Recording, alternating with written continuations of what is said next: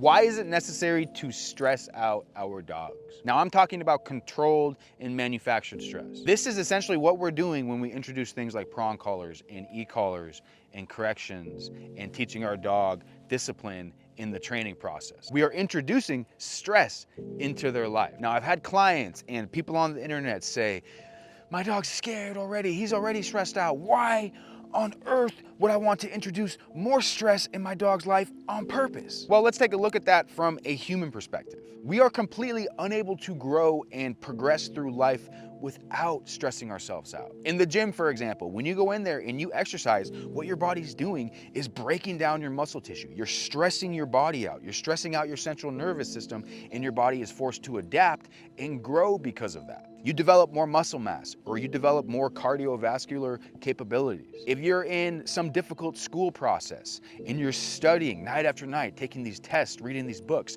you are stressing yourself out. But through that process, you are learning better habits. You're gaining more knowledge, you're gaining more resilience, and you're becoming better able to handle that job that you're seeking to do. Even in something as peaceful and serene sounding as spiritual growth, you're going to have to stress yourself out by taking some real difficult looks at yourself and who you are if you want to grow the spiritual side of yourself. So it doesn't matter if it's your career or if it's your physical health or if it's your spiritual well-being. We are putting ourselves into stressful environments and situations because that is the best thing for our growth. It is the same thing with our dog.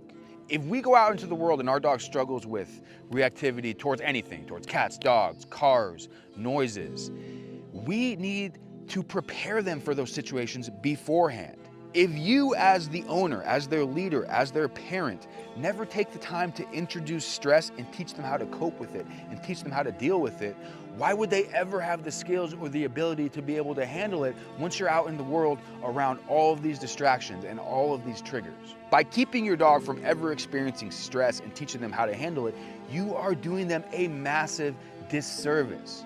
We want our dogs to be mentally and physically capable and resilient. I want my dog to be able to handle things that unexpectedly come at him, to be able to handle stress and issues, so I build him up beforehand. The stress that he endures from corrections and from clear communication and punishment and negative reinforcement pales in comparison to the stress that he would feel from not being able to go anywhere, from always having to be in the crate instead of out experiencing the world with me, to always having to be on a leash no matter where we are, to being completely unable to control his emotions and constantly be reacting and freaking and stressing himself out. No, I don't want that. So I'm going